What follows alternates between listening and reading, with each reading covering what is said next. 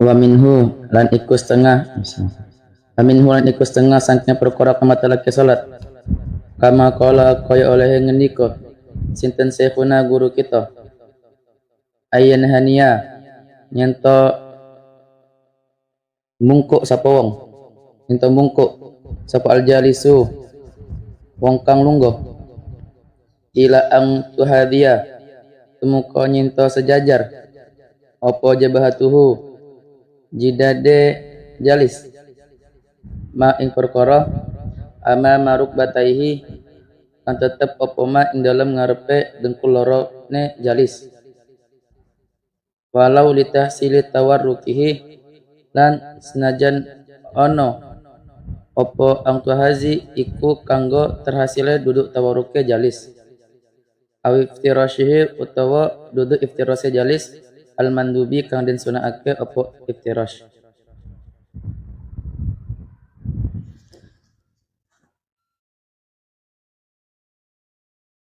Right.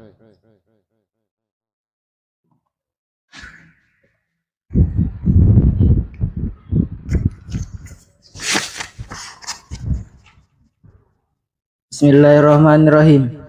Li'annal mubtilah krana sak temene perkara kang batalake salat iku la yuktafaru ora den makfu apa mubtil. Jadi kalau orang itu sholatnya sholat duduk, kemudian membungkuk sampai jidatnya lurus dengan tumitnya, maka itu batal sholat, karena itu sudah batas ruku. Ayyan haniyal jalis ila antu hadiya jabhatahu ma amama rukbatai. Termasuk yang membatalkan sholat adalah orang yang sholat duduk membungkuk sampai jidatnya lurus dengan dengkulnya. Kalau sholatnya duduk tegak, jangan nunduk-nunduk.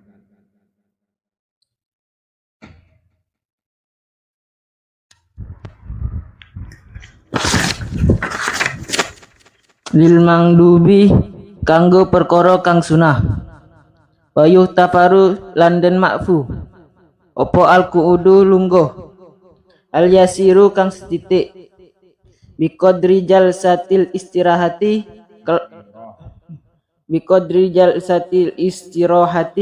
kelawan ukuran lungguh istirahat qabla sujudi ing dalem sadurunge sujud wa ba'da sajdati tilawati lan ing dalem sause sujud tilawah wa ba'da salami imami masbukin lan ing dalem sause salam imam masbuk dan ing dalem sause salame imam masbuk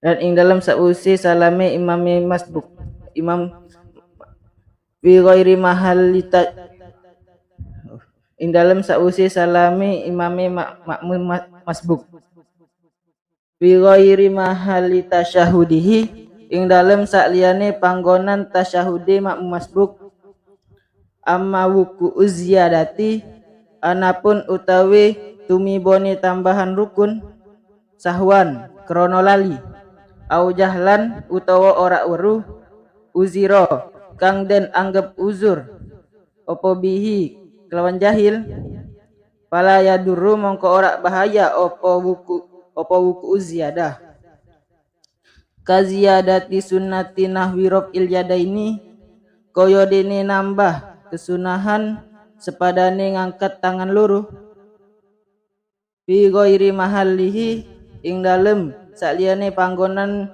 raf'il yadain au ruknin utawa nambah rukun qauliyin kang bangsa qauli kal fatihati kaya dene maca Fatihah au fi'liyin utawa nambahake rukun kang bangsa fi'li lil mutabaati krono manut imam kaan rakaah kaya dene nyento ruku sapa musolli au sajada utawa sujud sapa musolli qabla imamihi ing dalem sadurunge imam musolli summa ada tumule kembali sapa musolli ilaihi marang imam.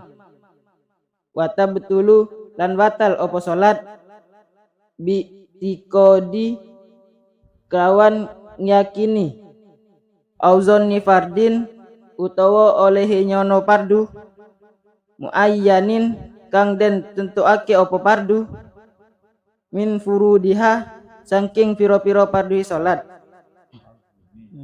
saking piro-piro pardune salat naflan ing sunnah ditala ubihi krono dolanane wong. Termasuk perkara yang membatalkan sholat, ada orang-orang punya keyakinan bahwa amal fardu dia hukumi sunnah. Contohnya surah Al-Fatihah. Dia punya keyakinan bahwa Al-Fatihah itu sunnah, nggak wajib. Maka dia batal sholatnya. Dalam hatinya meyakini seperti itu. Atau sebelum sholat punya keyakinan seperti itu, maka sholatnya nggak sah. Karena makna tala'ub. Jadi maka orang sholat itu harus bisa membedakan mana yang fardu, mana yang sunnah. Kalau dia ini tidak bisa membedakan mana yang fardu, mana yang sunnah, sehingga dia menganggap yang sunnah itu fardu, maka batal sholatnya. Itulah pentingnya ngaji.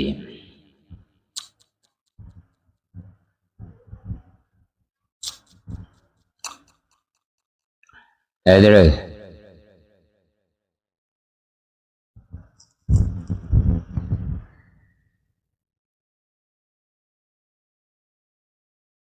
Bismillahirrahmanirrahim. La ini taqoda ora batal opo salat lamun nyakini sopo musolli, lamun nyakini sopo al-ami wong awam naflan ing. Jadi orang itu ada dua. Ada orang awam, ada orang alim. Orang awam itu orang yang nggak pernah belajar di pesantren. Orang awam, nggak ngerti hukum. Kemudian yang kedua orang alim. Di antara dua orang ini, dua golongan ini, baginda Nabi bersabda, Fadlul alim alal abid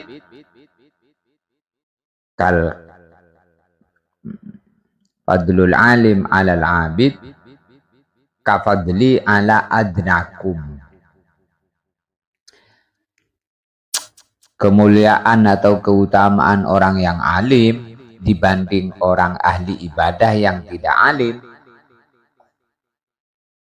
itu seperti keutamaan baginda Nabi dengan orang yang terendah di kalangan Nabi. Jadi Nabi itu seperti orang alim, dudukannya orang alim seperti Nabi. Selain yang alim, yaitu ahli ibadah, seperti para sahabat. Orang yang terendah, orang setelah Nabi. Ini sekedar perumpamaan. Maknanya begitu tingginya itu orang alim itu dibanding ahli ibadah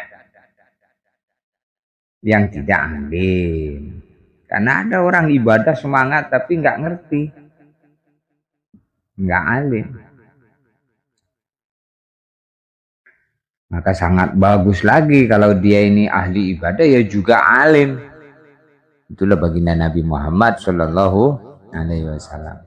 Samping beliau itu ya Nabi, maka beliau tidak merasa cukup dengan hanya sekedar menjadi nabi, tapi justru menjadi percontohan dalam segala bentuk ibadah. Gimana kalau Nabi sholat panjang-panjang, sampai kakinya bengkak-bengkak. Kalau doa panjang-panjang, sering menangis, sering berzikir, sering merenung, bertapakur. Dan segala bentuk-bentuk macam-macam ibadah itu baginda Nabi contoh. Seluruh aspek ibadah, bentuk ibadah baginda Nabi contohnya. Akhlaknya, akhlak yang terbaik baginda Nabi contohnya. Ubudiyah, maka 5 perkara, imaniyat, ubudiyat, muamalat, muasyarat, akhlak, Baginda Nabi paling sempurna. Imannya Nabi paling sempurna, ibadahnya Nabi paling sempurna.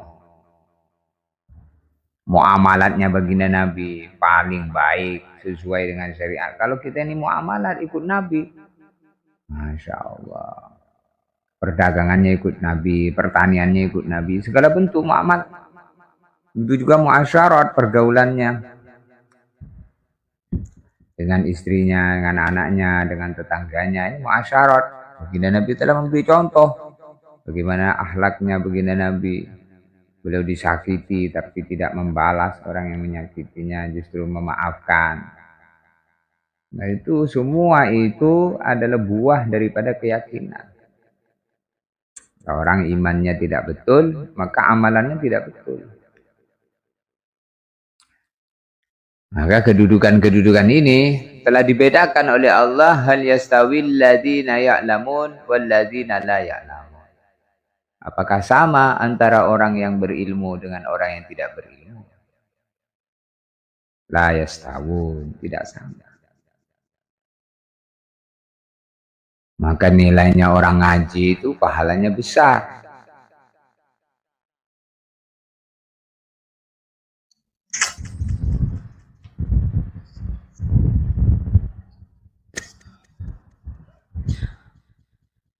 Naflan ing sunnah min af'aliha saking pira-pira penggaweane salat, fardon ing fardu, au alima utawa nguruhi sapa al-ami anna fiha satemene ing dalam salat apa fardon fardu panaflan lan sunnah, walam yumayyiz lan ora iso mbedakake sapa al-ami bainahuma ing dalam antarane fardu wa naflah, wala qasada lan ora nejo sapa al-ami bi fardin kelawan fardu muayyanin kan ditentuake an-nafliyata ing sunnah, wala ini taqada an ora batal apa salat lamun ngiyakini sapa al-ami annal kulla ing sak temene pira-pira af'al salat iku furudun, pira-pira fardu. Jadi kalau sampai orang sholat itu punya keyakinan atau meyakini bahwa fardu itu dianggap sunnah seperti surah Al-Fatihah tadi, dianggap itu sunnah, maka batal sholat. Tapi kalau dia punya keyakinan bahwa yang sunnah itu fardu, yang sunnah dianggap fardu, seperti doa iftitah, dia nganggap bahwa doa iftitah itu fardu, sehingga dia mengerjakannya, ya nggak apa-apa. Yang masalah itu kalau sunnah dianggap kalau fardu dianggap sunnah, tapi kalau sunnah dianggap fardu nggak apa-apa. La ini taqadal ami naflan min af'aliha fardon.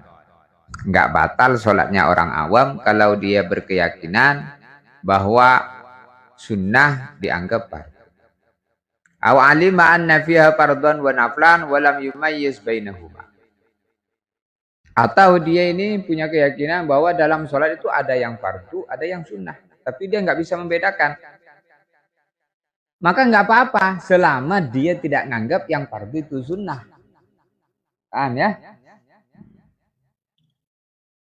Wala qasada bi fardin ma'ayyan an-nafliyah. Wala in i'taqada annal kulla fardhon. Begitu juga tidak batal kalau nganggap semuanya fardu.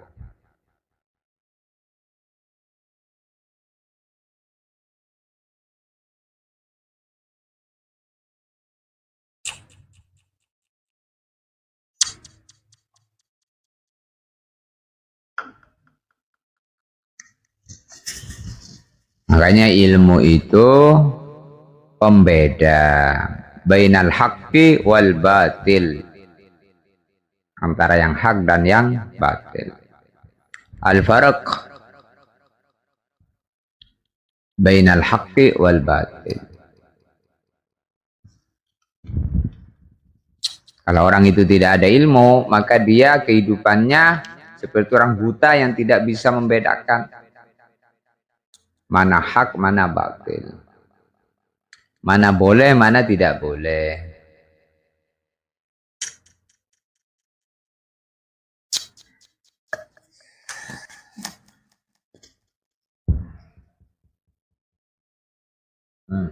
Tanbihun utawi iki iku pepiling.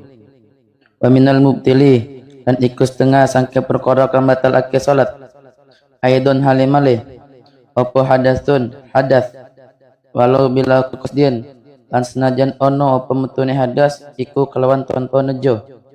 Wati solu najasin lan sambunge najis. La yufa kang ora Wati solu najasin lan terkena najis. La yufa kang ora dan ma'fu apa anhu najis. Illa anda fa'ahu kejaba nyento nolak sapa musalli ing najis halan hale saknalika.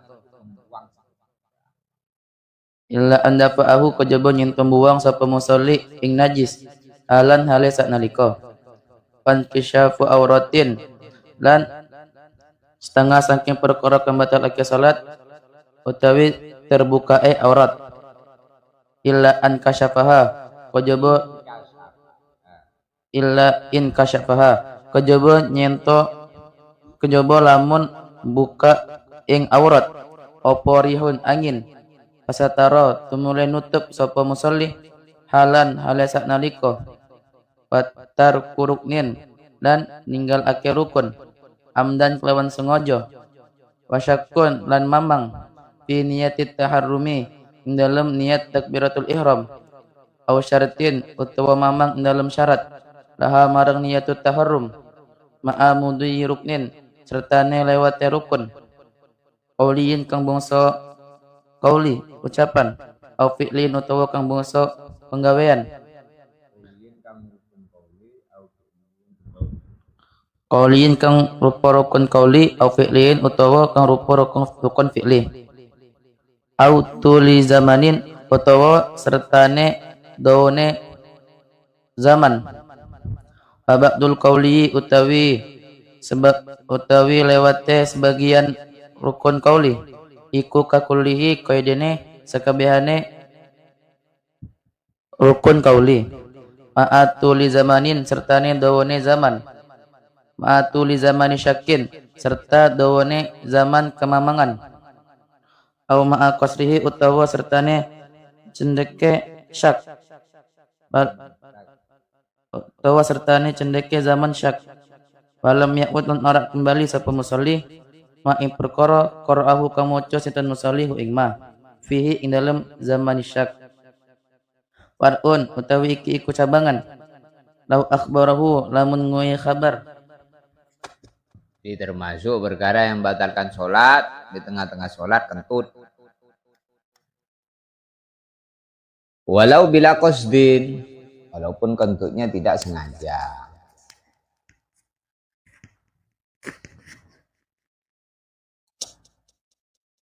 Watisalu najis.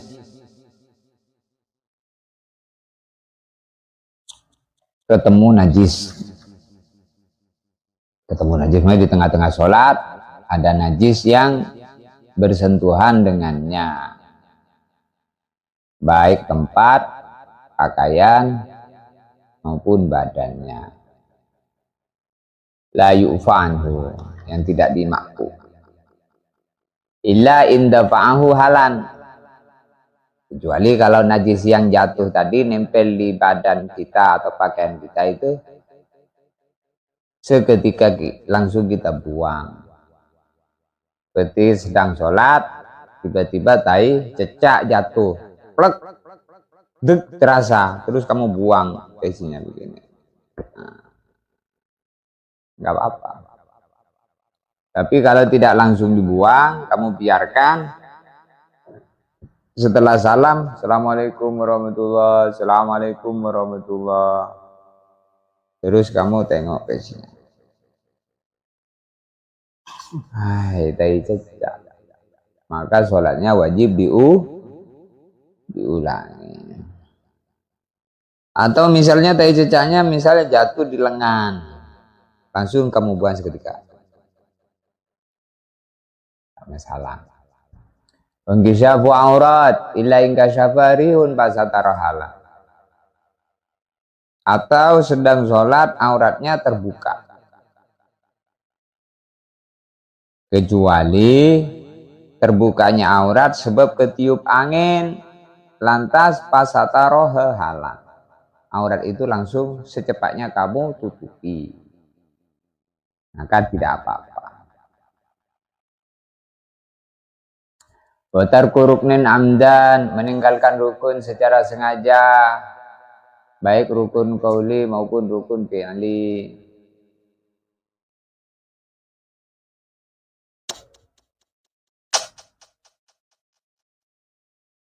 Jadi ini menunjukkan bahwasanya sholat itu ada tertib super ketat sholat itu.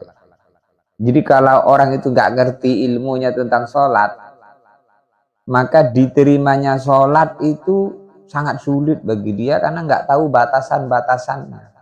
Karena sholat itu diterima bila dipenuhi syarat dan rukunnya. Bagaimana dia mau memenuhi syarat dan rukunnya sedangkan dia tidak tahu yang syarat itu mana, yang rukun itu mana. Akhirnya sholat tapi dia nggak tahu mana yang syarat, mana yang rukun.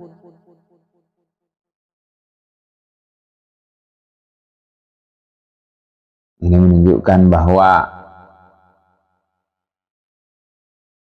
disebutkan dalam hadis khairud dunya wal akhirati ma'al ilmi wa syarafud dunya wal akhirati ma'al ilmi. Dunia dan akhirat itu bisa menjadi baik bila diatur pakai ilmu. Menjadi baik itu maksudnya menjadi sah, berpahala, mendapatkan ridha Allah. Kalau tidak pakai ilmu, maka tidak baik. Wa syarafud dunya wal akhirati ma'al ilmi. Kemuliaan dunia dan akhirat itu di sisi Allah tentunya. Itu bila dengan ilmu. Ilmu itu ngangkat derajat. Yarfa'illahu alladhina amanu minkum walladhina utul ilma darajat. Ilmu itu ngangkat derajat. Derajatnya siapa? Bukan derajatnya pribadi sahibul ilm itu saja. Tapi derajatnya dia, derajatnya bapaknya, derajatnya ibunya, derajatnya saudaranya, bahkan derajatnya kenalannya. Di mana dalam hadis disebutkan bahwasanya orang yang itu ulama, dia boleh memberikan syafaat tanpa batas. Kalau nghafiz Quran 10. Tapi kalau ulama enggak terbatas. Ulama di sini maksudnya ar-rasikhuna fil ilmi, yang betul-betul menguasai, mendalami dalam ilmunya, wa amila bi ilmihi, dan mengamalkan terhadap ilmu yang telah ia ketahui. Tuntutan ngaji itu bukan sekedar belajar, tapi belajar dipraktekkan. Untuk itu, kalau orang itu semakin naik tingkat pendidikannya, maka mestinya semakin tinggi bermutu amalan ibadah. Kalau sampai ilmu bertambah tapi mutu ibadah tidak meningkat, itu masuk dalam sabda Nabi, manizdada ilman walam yazdad hudan lam yazdad minallahi illa bu'dan. Man barang siapa izdada ilman, bertambah ilmunya, walam yazdad hudan, tetapi takwanya enggak tambah, petunjuknya, semangatnya untuk ibadah tidak bertambah. Bertambah ini ada dua, bertambah semangatnya, bertambah perbaikannya. Jadi dia ini bertambah ilmunya tapi sholatnya masih kayak anak kecil, masih nolan, tidak bermutu sholatnya. Ilmunya bertambah tapi peningkatannya tidak bertambah. maka lam yazdad minallah illa bu'dan. Orang seperti itu yang bertambah ilmu tapi enggak bertambah amal, takwanya, perbaikan dalam ibadah, tidak bertambah dari Allah itu, melainkan tambahnya jauh, tambah jauh. Kita jangan sampai masuk dalam sabda Nabi itu, bertambah ilmu tapi bertambah jauh dari Allah. Buktinya bertambah ilmu tapi enggak bertambah takutnya, malah tambah nakalnya, lalu tambah main-mainnya. Ilmu ini memang ketika kita di dunia ini terasa tidak ada perbedaan antara orang awam dengan orang alim, biasa saja. Antara orang ngerti agama dan nggak ngerti agama biasa saja di dunia ini, memang biasa. Tapi nanti ketika di hari kiamat berbeda. Maka Nabi bersabda, "Masalu ma ba'atsani Allahu minal ilmi wal huda kamasalil matar." Perumpamaan saya, kata Nabi, dengan ilmu yang saya bawa ada seperti hujan. Ketika tanah belum ada hujan, maka gersang sama aja. Antara tanah itu nggak kelihatan mana yang subur, mana yang tandus, tidak sama-sama tidak bisa mengeluarkan benih karena tanah gersang. Tapi ketika hujan turun, tiba-tiba beda. Ini subur, ini gersang. Ini bebatuan, nggak bisa nyerap tanah, nggak bisa nyerap air. Ini tanah subur, kemudian apa yang tumbuh di atasnya jadi subur. Itu juga hati begitu. Nah, manusia inilah tempatnya ilmu, kepahaman, karena itu diberilah otak, akal. Jadi yang wajib tahu dengan hukum-hukum Allah itu manusia. Kalau sapi, hewan tidak perlu. Dia itu telanjang bulat begitu kayak kuda itu, gak pakai celana, gak apa-apa, nggak ada urusan dia, nggak ada hisab dia, nggak ada neraka dia itu.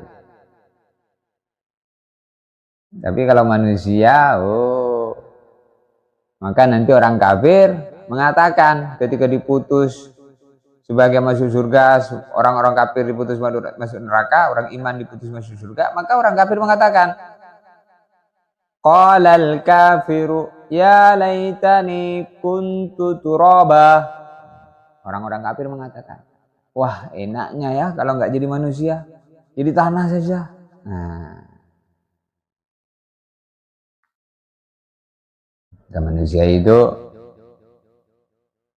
manusia ini makhluk yang bisa mulia, derajatnya di atas malaikat, bisa hina di atas derajatnya iblis dan setan.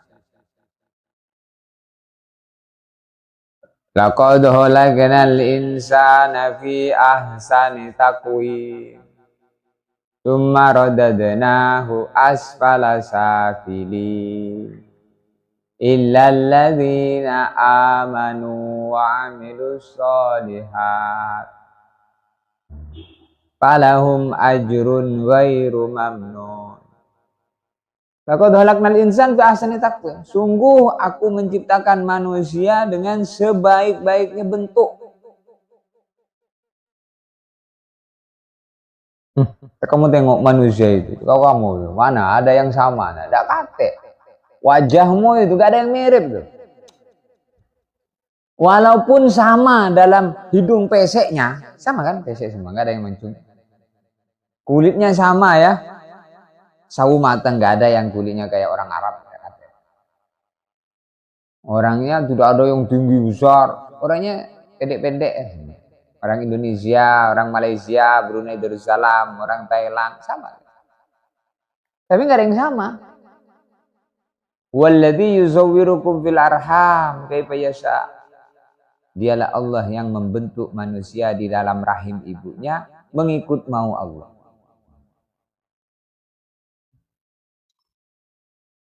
Lita'lamu annallaha ala kulli syai'in qadir, supaya kalian yakin bahwa Allah Maha Kuasa.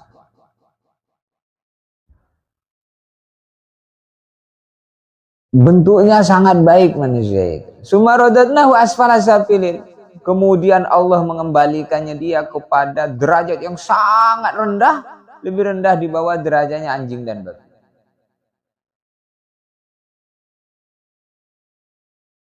Walaqad dzara'na li jahannama katsiran minal jinni wal insi. Lahum qulubun la yafqahuna biha, lahum adhanun la yasma'una biha, a'yunun la ulaika kal an'am bal hum adhal. Itu Quran itu menjelaskan bahwa orang yang punya telinga tapi nggak mau mendengar, punya mata tapi nggak mau melihat, punya hati tapi nggak mau mikir, dia seperti binatang, bahkan lebih hina dari binatang. Binatang yang paling hina anjing dan babi. Jadi kalau orang nggak kama-kama itu derajatnya baik. Tsummaradadnahu asfala safil. Illal ladzina amanu wa 'amilus sholihat. Melainkan dia orang yang beriman amal soleh. Maka diangkat derajatnya sampai di atas derajatnya malaikat, sampai malaikat diperintah oleh Allah untuk berkhidmat melayani ahli ilmu. Jadi kedudukan ilmu ini boleh jadi di dunia ini agama dikesampingkan. Tidak,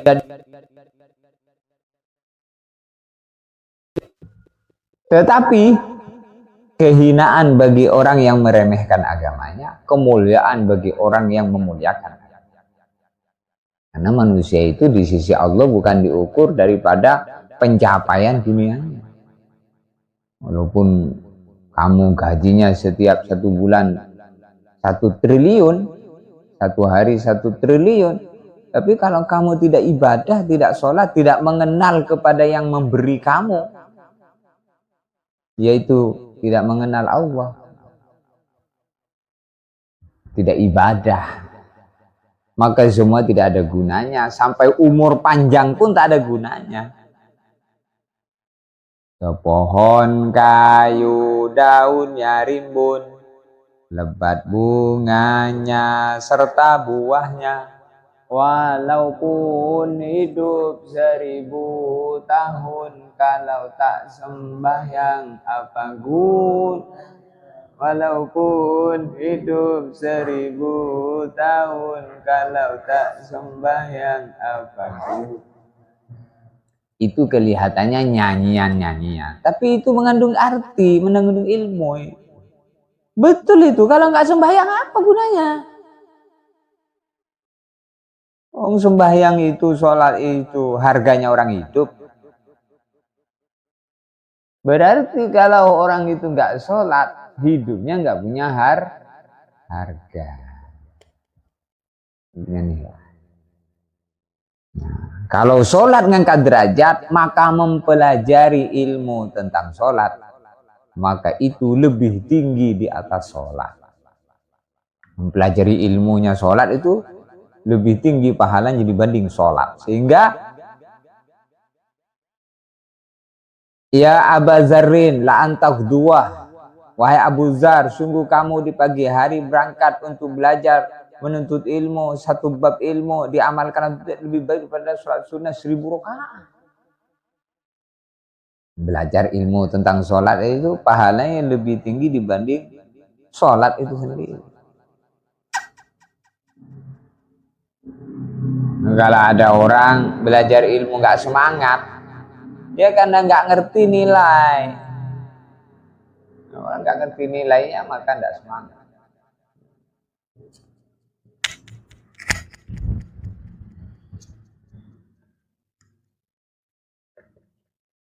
Far'un utawi kiku cabangan, law akhbarahu lamun ngoi khabar ing musalli, sapa adlu riwayatin wong kang adil riwayate, binahwi najasin keluan sepadane onone najis, au kashfi auratin utawa kelawan kebukai aurat, mubtilin kang batal akeh, lazimahu mongko wajib ing musalli opo qabuluhu nompo khabare adil, au binahwi kalamin utawa ngoi khabar kelawan sepadane guneman, mubtilin kang batal akeh opo kalam, fala mongko ora wajib opo nompo khabar. Lau akhbaro adlu riwayatin binahwi najasin au kashfi auratin mubtilin lazimahu qabulu. kalau ada orang ngasih kabar bahwa ada najis. Ada najis. Atau terbukanya aurat sedang kita sholat, kamu tadi aurat kamu terbuka. Kamu tadi ada najis di badan kamu. Mana? Ini. Itu bukan di saya. Iya tadi hinggap di situ. Kemudian jatuh ke situ. Nah, kalau tadi gimana tadi? Hinggap langsung jatuh apa hinggap lama kemudian bersama saya baru jatuh? Kalau hinggap langsung jatuh sama seperti dibuang seketika tadi. Kalau bersamanya sampai 1 rakaat, maka sholatnya diulangi. Atau kamu tadi aurat kamu terbuka, sedangkan dia adlu riwayah, orang yang beritanya nggak pernah bohong. Orang yang ngasih kabar itu orang yang jujur. Memberi kabar bahwa di badan kita ada najis atau aurat kita terbuka, yang mana itu membatalkan sholat, maka kita wajib menerimanya, sehingga kita wajib mengulangi sholat. Pak, di kakinya ada itu cecak. Maka kita tengok. Kalau ada beneran, ulangi sholatnya. Biasanya kalau orang itu adil, nggak mungkin bohong. Makanya kalau ada orang ngasih kabar, maka cross check kita, bener nggak kabar. Berbeda kalau yang dia ngasih kabar tadi kamu bicara membatalkan sholat. Maka itu kalau kaitannya dengan pembicaraan, maka itu hubungannya dengan pribadinya, bukan berita orang.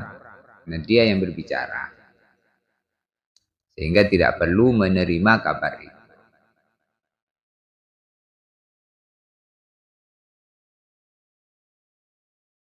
Aw ahbaru adlun bi kalamin mubtilin kanutki bi harfain aw harfin mufhimin fala yalzamuhu qabuluhu. Qala fitufa wal farqu ay baina nahwil kalam wa nahwil najis an-nafi la nafsihi la yurja'u fihi li ghairi. Perbedaannya, kenapa kalau orang memberi kabar bahwa di badannya ada najis dengan kamu tadi ngomong membatalkan sholat?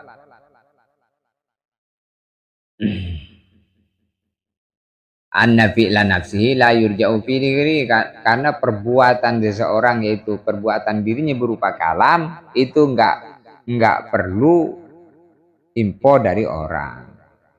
Tapi kalau kaitannya perkara yang bukan timbul dari dirinya seperti najis tadi, ya kan? Atau terbukanya aurat, maka itu kaitannya dengan berita orang lain yang memberikan kabar. Sehingga kalau ada orang ngasih tahu bahwa kamu tadi aurat kamu terbuka, batal. Udah nggak usah tengkar, ulangi sholat. Ada najis, ulangi sholat. Ini menunjukkan bahwasanya di dalam bentuk amal ibadah itu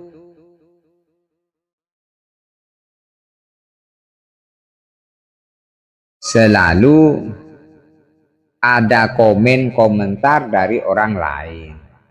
Kalau memang komentarnya itu komentar yang baik, ya kita terima dan jadikan peningkatan bagi diri kita. Jadi kita itu harus siap dinilai orang. Siap dinilai orang. Kalau penilaiannya memang untuk meningkatkan, ya bagus. Tapi kalau orang itu mau menilai untuk mencemooh, mencaci, nggak usah digubris. Nggak usah digubris. Tapi nggak usah juga kamu lawan. Kalau kamu ngelawan, hilang akhlakul karimah. Di maknanya kalau orang mencemooh kamu, membenci kamu nggak usah kamu gubris. Biarin. Tapi kalau dia memberikan arahan kepada kamu, ya kamu harus respon. Arahan ini meningkatkan diri. Paham? Jadi kita hidup ini tidak bisa dipisahkan daripada orang lain. Nah, orang lain itu ada yang menghendaki kebaikan bagi kita sehingga selalu memberikan masukan, memberikan respon arahan-arahan. Nah, maka orang itu sayang dengan kita. Seperti kita sholat kita ini batal. Kemudian ada orang memberikan, Pak, sholat kamu batal tadi minjak najis. Oh iya Pak, terima kasih. Kita ulangi, gitu. Kamu mau apa? Memangnya memang kamu aja. Apa aja Allah yang bisa nilai bukan kamu. Nah, ini orang bodoh namanya. Dikasih tahu tapi tidak mau tahu. Jadi ini di dalam setiap hukum-hukum itu ada hikmah-hikmahnya dalam kehidupan. Ketika kita sholat, ada orang ngasih tahu, di pakaian kamu ada najis. Tadi pakaian kamu terbuka aurat. Oh iya Pak, makasih. Ulangi. Oh iya Pak, ulangi. Nurut baik, karena dia ini sayang dengan kita supaya kita sholatnya nggak batal. Bukan terus sholat saya batal. Iya tadi kamu aurat kamu terbuka. Emangnya kamu Tuhan tahu apa sholat saya batal? Yang bisa tahu bahwa sholat itu sah atau tidak itu Allah. Bukan begitu. Kita tidak menyempurnakan syarat dan rukun, di mana di antara syaratnya orang sholat sah itu harus menutup aurat. Nah, ketika ada orang menghendaki kebaikan bagi kita, ngasih tahu sholatnya, maka kita respon. Bahkan kita berterima kasih dengan dia. Terima kasih Pak telah mengingatkan. Gitu. Bukan terus tersinggung. Dikasih tahu, dikasih arahan kok malah tersinggung. Banyak orang tersinggung. Jangan sok baik katanya. Emangnya kamu aja yang baik? Itu kalimat-kalimat itu bukan kalimat yang sehat. Kita kalau ngingeti orang itu bukan kita terus sok baik, sok lebih baik daripada dia. Ya, kalau kita ini diingetin oleh orang, ya terima kasih. Tapi memang ada beberapa orang itu kehidupan karakter manusia itu ya kayak gitu. Jadi misalnya kamu telah ngasih kabar, Pak, di badannya ada najis tadi. Terus kamu tidak digubris misalnya. Ya kamu gak usah tersinggung. Kamu sudah lepas daripada tuntutan. Karena kamu sudah ngasih tahu. Ada kemungkaran, kamu sudah ngasih tahu. Maka kamu gak berdosa. Kamu kan sudah ngasih tahu. Mengenai dia mau ikut arahan kita atau tidak, itu bukan urusan kita, itu urusan dia. Tapi dengan kita ngasih tahu, kita sudah lepas daripada tuntutan. Itu maknanya man ra'a minkum munkara falyughayyirhu biyadihi. Fa illam yastati fa bilisanihi. Jadi termasuk kemungkaran ketika kita melihat ada orang sholatnya batal, maka kita ngasih tahu. Tidak boleh kita diam. Kita ngasih tahu. Setelah kita ngasih tahu, maka kita lepas dari tuntutan. Mengenai orang itu mau ikuti arahan kita atau tidak, itu bukan urusan kita lagi. Itu urusan dia.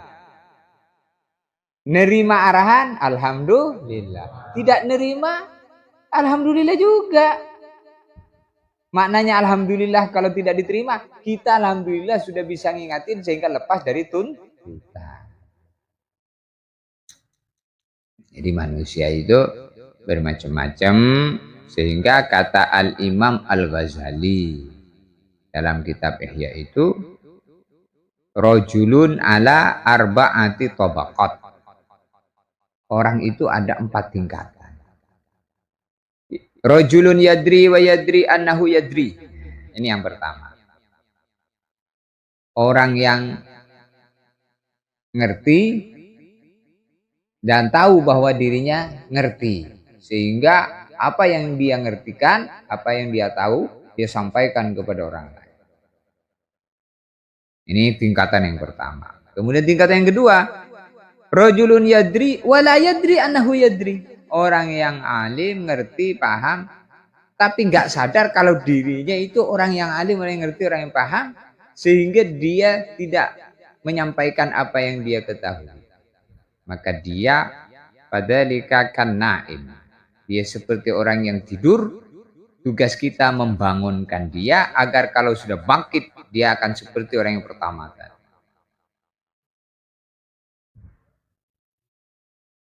Maka orang yang pertama dan orang yang kedua ini orang yang tinggi derajatnya di sisi Allah.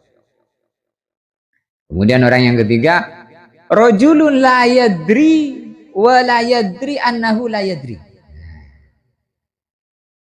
Orang yang dia tidak paham agama, tapi nggak ngerti kondisi dirinya, nggak paham agama, akhirnya sok paham. Wah, ini sangat buruk ini. Dia orang bodoh tapi nggak ngerti kalau kondisi dia itu bodoh, nggak paham, akhirnya dia sok paham. Kalau suruh belajar malah apa? Saya itu lebih ngerti. Nah, padahal nggak ngerti apa-apa. Ini orang yang paling buruk. Kemudian yang keempat, rajulun la yadri wa yadri annahu la yadri. Empat, rajulun la yadri wa yadri annahu la yadri. Orang yang tak paham agama, yaitu orang yang bodoh, tapi sadar dirinya itu nggak paham, akhirnya dia mau belajar. Jadi dari empat pembagian manusia tadi, ada 3 yang bagus, ada 1 yang jelek. Siapa? Orang yang bodoh tapi tidak ngerti kalau dirinya bodoh sehingga sok ngerti yang tidak mau belajar. Itu kata Imam Ghazali itu begitu. Nah, kalau kita ini kan berusaha menjadi orang yang pertama. Kalaupun nanti terjadi orang yang kedua, cepat ingat sehingga masuk meningkat menjadi orang yang jadi ilmu ngangkat derajat, ilmu dengan ngatur ibadah, maka sholat ilmunya sholat. Maka dalam Islam ini kita tidak boleh mengerjakan sesuatu apa saja, melainkan telah belajar ilmunya tentang sesuatu itu terlebih dahulu. Kalau kita ini mau dagang, maka kita tidak boleh berdagang kecuali ngerti ilmu perdagangan. Maka ada babnya namanya babul buyu, jual beli transaksi. Sehingga dulu di zaman Nabi, Sayyidina Umar keliling di pasar, nanyain satu persatu orang yang jualan di pasar. Jadi belajar ilmu tentang perdagangan. Kalau dia kok belum, suruh tutup tokonya, pulang dulu, belajar dulu. Itulah kenapa kalau ada orang mau berangkat haji, mau berangkat umroh, belajar ilmu tentang haji, tentang umroh, namanya manasik.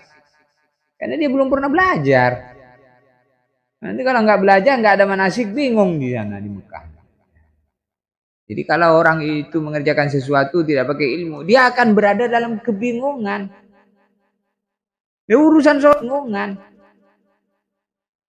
sholat nanti misalnya kita sholat, ada orang mau bermakmum dengan kita, kita sholat sendirian nih, ada orang datang ingin bermakmum dengan kita, dia nepuk pundak kita, terus kita noleh, apa kau nepuk saya? Batal sholatnya. Maksudnya itu nepuk kan supaya dia niat jadi imam, kitanya bermakmum di belakang, ditepuk apa? Nah, batal sholatnya. Kenapa? Karena sudah bicara.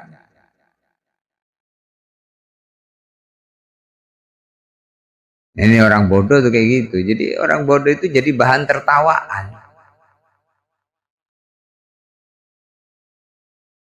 Kalau kita nih mau nepuk orang supaya kita mau bermakmum dengan dia, tengok-tengok dulu. Kira-kira ini orang ngerti tidak?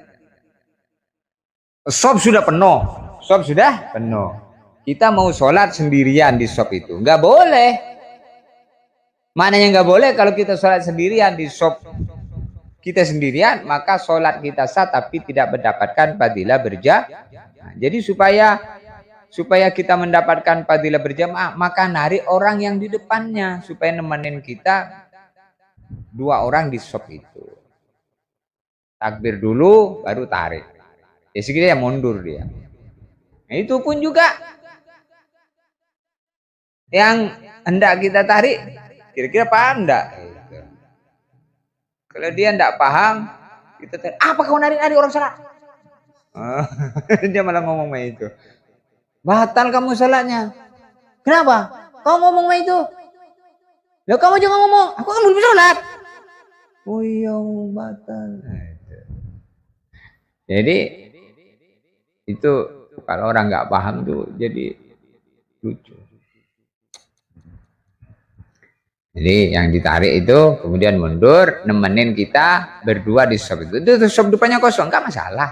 Kosongnya shop di tengah-tengah sholat itu tidak masalah. Jadi kesimpulannya, kalau kita dikasih arahan agama, lazimahu qabulu.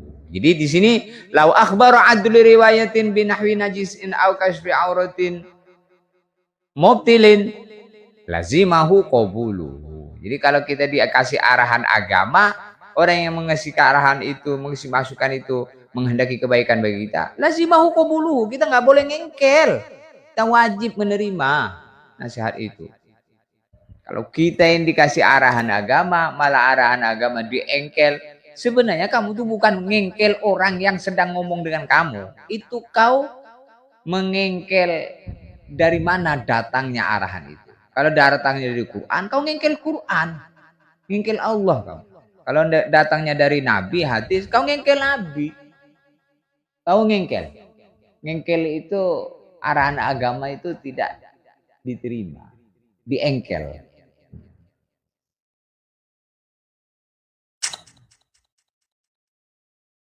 Tapi memang zaman akhir tuh kayak gitu. Arahan agama itu tidak dipakai. Dia pakai arahan nafsunya. Karena kalau pakai arahan agama, menurut dia nggak nguntungin.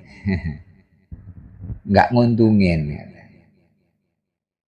Padahal justru dalam aturan agama itulah yang menguntungkan.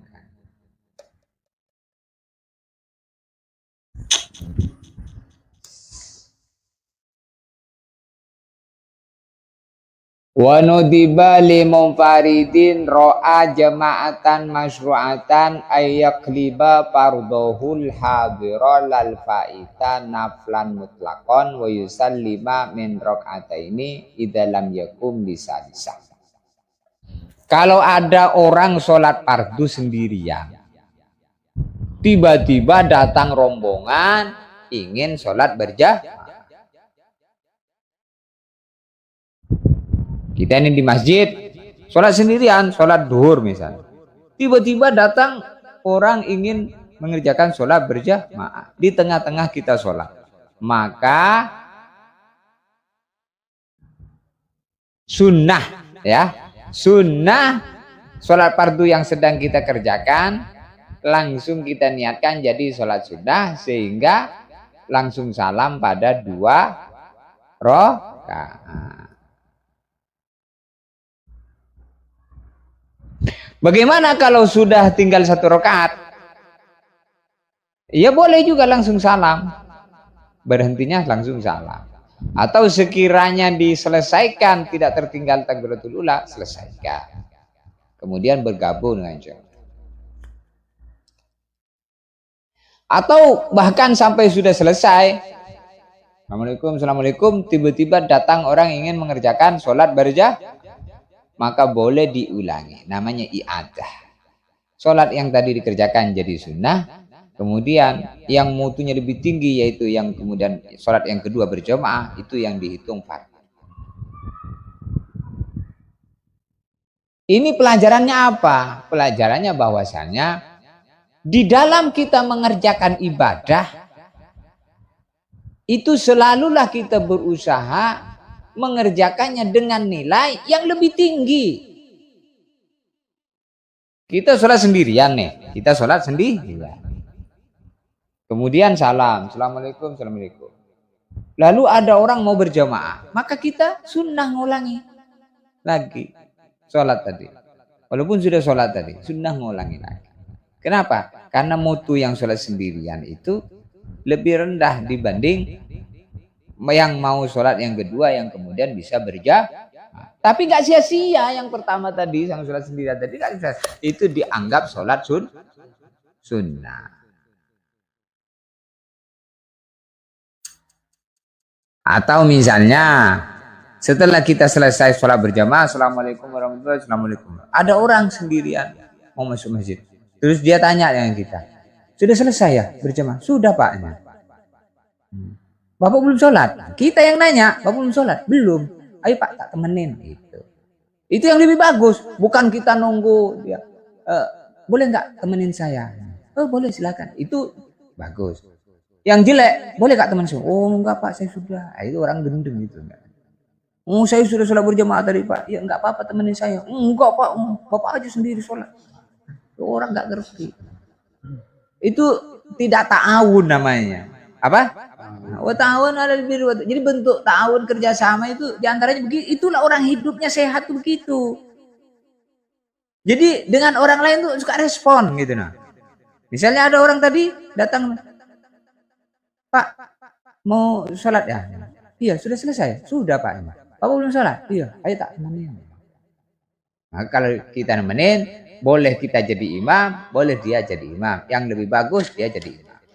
Kecuali kalau dia ini tingkatannya mungkin dia orang awam, kita orang alim, maka kita ingin, ayo Pak, tak imamin sama saya. Gitu. Loh kan Bapak sudah selesai sholat, ya nggak apa-apa. Sholat saya dihitung sunnah. Apa boleh Pak? Saya kan sholatnya fardu, Bapak misalnya sholatnya sunnah, ya nggak apa-apa. Berarti boleh Pak ya, kalau kita ini sholat fardu bermakmum dengan orang yang sholat sunnah, imamnya sholat sunnah, makmumnya sholat fardu, boleh. Oh iya boleh Pak ya? Boleh nggak Pak? Itulah ilmu itu kayak gitu. Atau kita misalnya sedang safar. Sedang apa? Safar. Kemudian setelah sholat itu kita sholat ba'diyah. Sholat apa? Allahu Akbar. Kita sholat ba'diyah. Tiba-tiba ada orang bermakmum dengan kita. Kita sholat ba'diyah zuhur. Dia bermakmum ke kita, dia mau sholat zuhur. Sehingga kita 2 rakaat salam. Assalamualaikum warahmatullahi wabarakatuh. Assalamualaikum warahmatullahi wabarakatuh. Dia tegak. Terus kita nengok. Bapak makmum sama saya kok ba'diyah, dia keliru. Enggak masalah. Sholat dia sah, tidak apa berjamaah. Bukan terus, Pak, tadi saya itu sholat sholat ba'diyah, bukan sholat zuhur. Bapak makmum sama saya ya? Iya. Enggak apa-apa Pak, saya makmum sama Bapak tadi sholat ba'diyah, saya ini sholat fardu. Walaupun kita itu tahu bahwa dia sholat sunnah, kita makmum ke dia boleh, enggak apa-apa. Sah. Nah itulah. Jadi makna hukum sah dan tidak sah ini bukan ngawur, ini ada tertibnya, bro. Nah itu, ada bro-nya. Nah itulah yang membedakan kepahaman. Bukan terus jadi bingung. Apalah Bapak makmum sama saya ini, saya kan sholat sunnah. Gimana ini ya? Jadi salah tingkah, padahal nggak apa-apa. Akhirnya setelah sholat, Assalamualaikum warahmatullahi wabarakatuh. Biasanya langsung pergi, dia nunggu dulu dia selesai salah. Setelah Assalamualaikum warahmatullahi wabarakatuh, Bapak tadi saya sholat sunnah Pak. Dia merasa kalau dia itu nggak sah sholatnya, ya sah. Justru malah dia jawab, makmum yang tadi, ya nggak apa-apa Pak, Bapak sah, saya juga sah. Ternyata dia ulama. Jadi inilah yang perlu. Jadi orang itu semakin banyak menguasai hukum-hukum Allah, maka kehidupan ini semakin luas. Jadi seluruh tertib-tertib ilmu sholat itu juga praktek dalam kehidupan bermasyarakat. Maknanya apa? Kita itu harus gotong royong, bareng-bareng. Dalam hidup ini kalau nggak ada gotong royong, berarti hidup kita sendiri-sendiri. Kalau nanti kamu mau hidupnya sendiri-sendiri, kau mati gak ada orang tahu. sampai membusuk, tinggal tulang belulang kamu mati sendirian di kamarnya. Nggak mau hidupnya, nggak mau berinteraksi dengan orang, dengan tetangganya, nggak peduli dengan tetangga. Sehingga ada orang mati, tetangganya nggak tahu. Kenapa? Karena dia tidak pernah buka pintu, nerima tamu, tidak pernah ketemu dengan orang, hidup sendirian di rumah. Akhirnya mati pun tidak ada yang ngurus. Kenapa? Karena nggak ada yang tahu.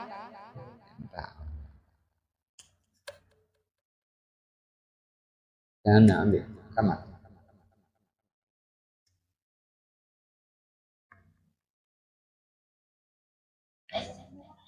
Idza lam yakun arekalane durung ngadeg sapa man italisatin kanggo nglakoni salat rakaat kang telu sumaya dahulu tumulai mlebu sapa man sapa musalli fil jamaati ing dalam salat jamaah. Naam nggih, in khasya lamun wedi sapa musalli pautal jamaati ing pote jamaah.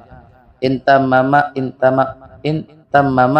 namun nyempurnaake sapa musalli rakaataini ing rakaat ustuhibba mongko dan sunahake lahu kedua musalli apa qatus salati magot salat wastina fuhu dan ngawiti musalli jamaatan ing salat jamaah.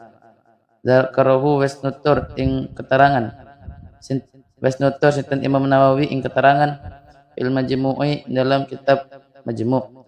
Wabahata lan membahas al Bulkini Imam Bulkini annahu ing sak temeneman iku yusallimu salam sapaman walau min rakaatin asnajan ono sapaman iku saking sak rakaat.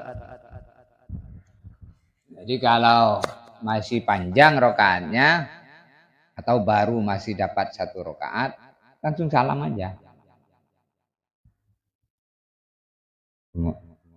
Jadi kamu kan sholat duhur, baru takbir atau baru ruku, tiba-tiba ada orang mau sholat berjamaah, maka langsung salam. 1 rakaat itu langsung sampai sujud, duduk di antara sujud, langsung posisi tasyahud, langsung salam 1 rakaat.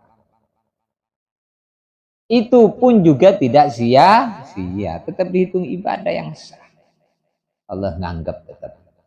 Kemudian setelah salam, kamu langsung bergabung dengan berjamaah yang baru memulai.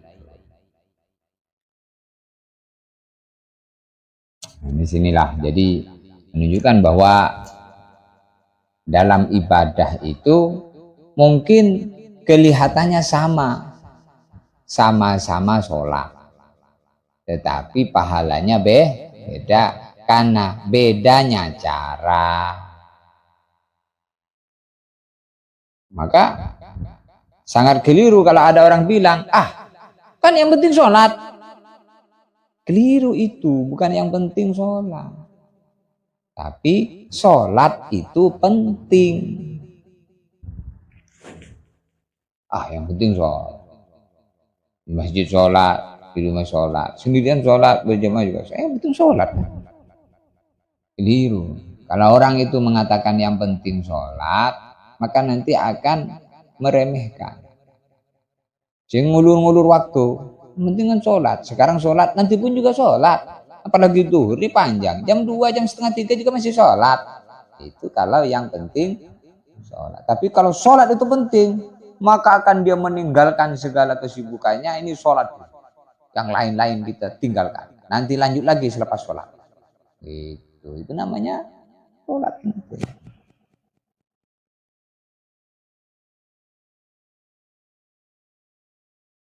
Sholat ini penting. Nggak apa-apa Pak, ini duhur panjang. Yang penting kan sholatnya itu duhur. Belum tentu nanti tidur. Kalau nanti pas panen kita ini sawit jatuh di kepala, mati kita belum sholat. Sedang panen misalnya. Pak, berhenti dulu Pak, sholat Pak. Ini sebentar lagi, 5 menit lagi qomat Pak, azan. Jangan sok ahli ibadah lah. Ini duhur panjang kok. Selesaikan dulu, masih 1 hektar itu. Oh, tidak bisa Pak. Ini sholat ini penting Pak. Enggak apa-apa, duhur itu panjang kan, yang penting sholat. Nanti jam 3 habis panen kita sholat. Belum tahu Pak kita hidup nanti 1 jam kemudian. Kalau pas lagi manen sawit nih jatuh di kepala kita, mati Pak kita. Belum sempat sholat, kita mati sedang meninggalkan sholat. Maka termasuk orang mati meninggalkan sholat adalah sudah datang waktu, tapi diulur waktunya kepada waktu sejam kemudian, ternyata belum sejam kemudian, setengah jam malah mati. Nah itu dihitung mati sedang meninggalkan sholat. Kalau sudah datang waktunya, kebaikan jangan ditinggal-tinggal. Maka ini perlu diketahui juga ibu-ibu haid. Ibu-ibu haid misalnya sudah duhur, masih suci, tidak langsung sholat.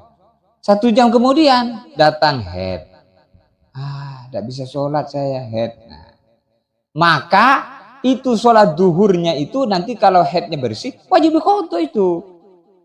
Wajib diqodho. Karena waktu duhur itu sudah mendapatkan waktu sucinya. Kebanyakan orang enggak ngodho itu.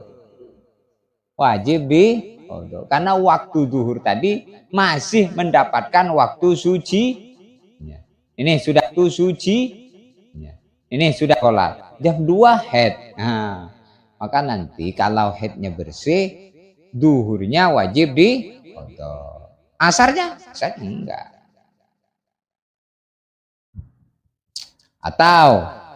Atau misalnya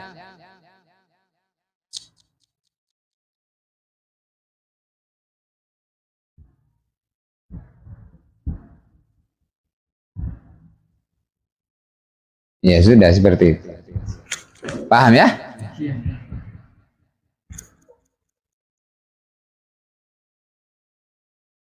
Amma iza qoma anapun are kalane ngadeg sapa musolli bisa disatin kanggo nglakoni rakaat kang kaping 3 atama mongko nyempurnake sapa musolli ing salisa nadban kelawan sunnah illam yakhsha lamun ora wedi sapa musolli pautal jamaati ing pote jamaah sumaid pautal jamaati ing tertinggal jamaah sumaid khulu tumule melebu sapa musolli fil jamaati dalam jamaah. Ya, sudah tadi. Tadinya. Faslun fil adzan wal iqamah. Ayo. Pasal pembahasan mengenai adzan dan iqamah. Jadi adzan dan iqamah ini 2 amalan di mana kalimat adzan dan iqamah itu dari Allah. Apa? Dari Allah. Dari Allah. Maka kalau ada orang kesurupan disunahkan diadzanin. Karena setan itu takut dengan kalimat adzan.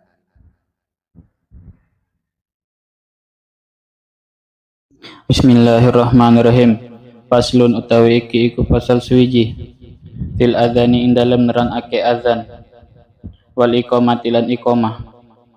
Huma utawi azanan iqamah lugotan kelawan bahasa lugotan ing dalam bahasa iku al-i'lamu pemberitahuan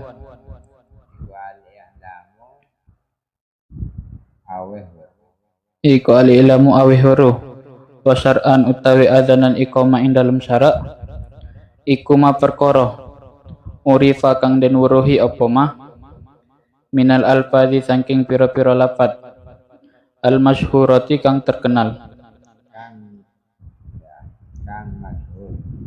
al masyhurati kang masyhur fihi ma ing dalem azan lan iqamah wal aslu utawi dasare Lafat yang masyhur itu maksudnya lafat yang sama-sama telah kita tahu lafat azan dan iqamah. Jadi secara bahasa adzan dan iqamah itu memberitahu dengan masuknya waktu sholat. Maka disitulah kenapa muadzin itu pahalanya besar. Karena ngasih tahu dengan masuknya waktu amalan paling tinggi nilainya di sisi Allah, yaitu sholat. Jadi ini menunjukkan bahwa ngajak kepada kebaikan ini mendapatkan pahalanya orang yang diajak. Maka muadzin itu mendapatkan pahalanya orang yang sholat dengan azan dia.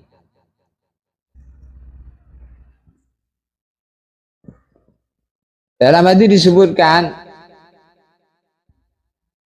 seandainya orang itu tahu dengan pahalanya azan dan shop depan, sholat di shop depan, maka mereka akan berebut sehingga pakai undian.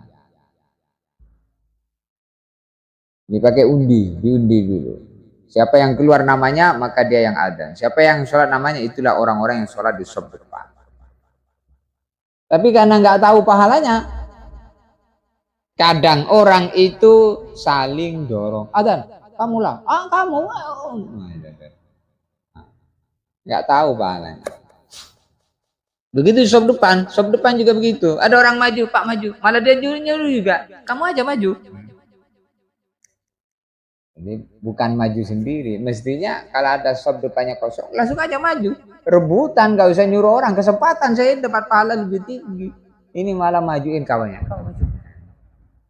Ini namanya al-isar fil ibadati mamnu. Al-isar fil ibadati mamnu. Mengalah dalam urusan ibadah itu dilarang. Jadi ada kaidah dalam usul fikih itu al-isar fil ibadati mamnu. Mengalah dalam urusan ibadah itu dilarang.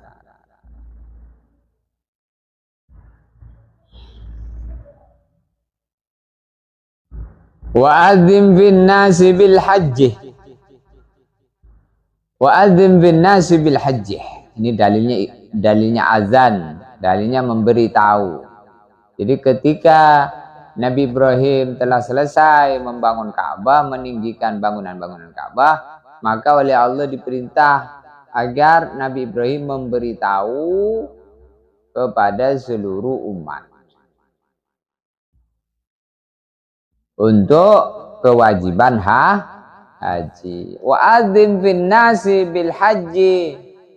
Beri pengumuman kepada seluruh manusia dengan haji agar bisa datang ke Mekah supaya semua manusia mengerjakan ibadah haji. Fa'adzim bin nasi bil haji.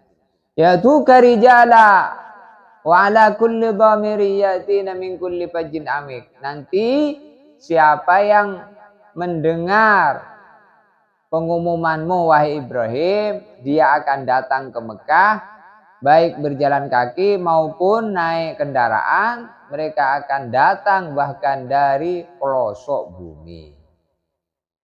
Min kulli fajjin amiq, dari tempat yang dalam, pelosok bumi.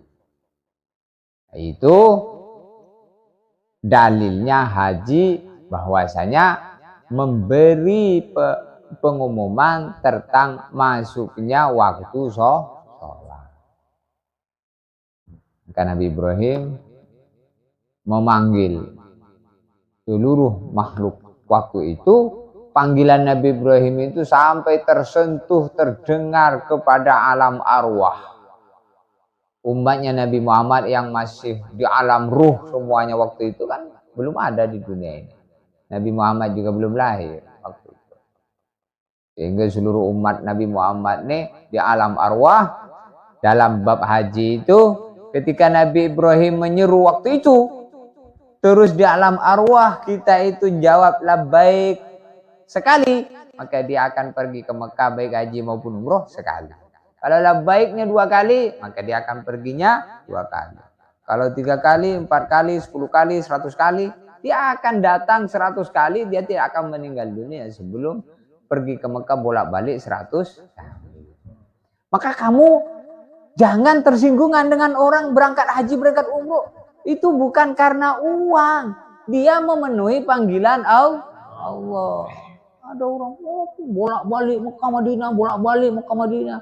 Lah, dia yang dipanggil Allah, kita yang ribut. Nah, mestinya kita senang, kemudian titip doa karena dia ingin berangkat ke tanah suci, nanti doanya makbul. Kita bilang, titip doa ya, doain saya, doain anak-anak saya, doain keluarga saya, doain gitu.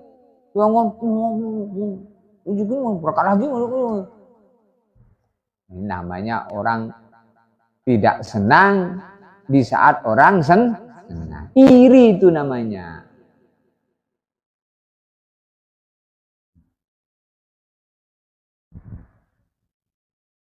Iri itu namanya.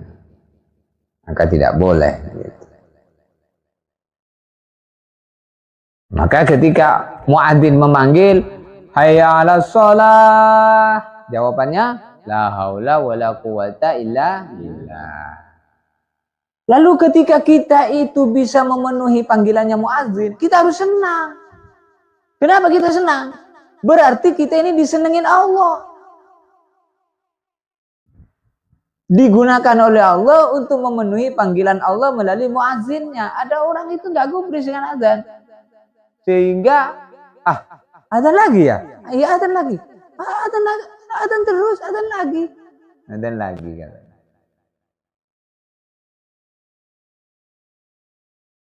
Cepat sekali ya waktu ya. Baru duhur. Sekarang sudah asar. Baru asar, sekarang sudah maghrib. Ribut baik tapi tidak mengerjakan. Makanya kalau ada adzan semuanya diam. Jadi dibahas di sini mengenai adzan ini. Adzan itu pahalanya besar. Menjawab azan, kalau yang menjawab itu laki-laki dapat 2 juta kebaikan per 1 hurufnya. Kalau perempuan 1 juta kebaikan. Kalau laki-laki 2 juta kebaikan. Kenapa? Laki-laki kok 2 juta, perempuan 1 juta? Lidzakari mislu hadzil unsayayn. Karena laki-laki selalu mendapatkan 2 bagian perempuan. Tapi kembali lagi, kalau perempuan itu punya suami, mendorong suaminya untuk berangkat ke masjid, maka dia mendapatkan 28 derajat. Sholat dia sendiri ditambah 27 derajat sholat suami. Tanpa mengurangi pahala suami. Jadi wanita itu memang satu bagian, tapi ketika dia selalu memberi support suaminya untuk semangat dalam amal agama, maka dia bersyarikat dalam pahalanya, dia mendapatkan seluruh pahala suaminya tanpa mengurangi. Kalau nanti kamu punya istri, istrimu diajak untuk mengamalkan Jadi kalau azan bilang, misalnya kamu manggil istri kamu apa? Mbok, mbok ya. Atau manggil apa? Ning, ning. Atau manggil apa? Sayang. Nah, yang. Atau manggil Umi. Umi. Nanti kalau azan bangunkan ya. Nanti sebelum adzan 5 menit sebelum adzan bangunkan ya, gitu. Suami bilang sama istrinya, Umi, gitu. Nanti jangan sekarang. Kalau sekarang umimu itu kitab, nah, istrimu sekarang kitab ini yang menemani kamu dalam kesunyian. Nah, itu Al-Fatihah.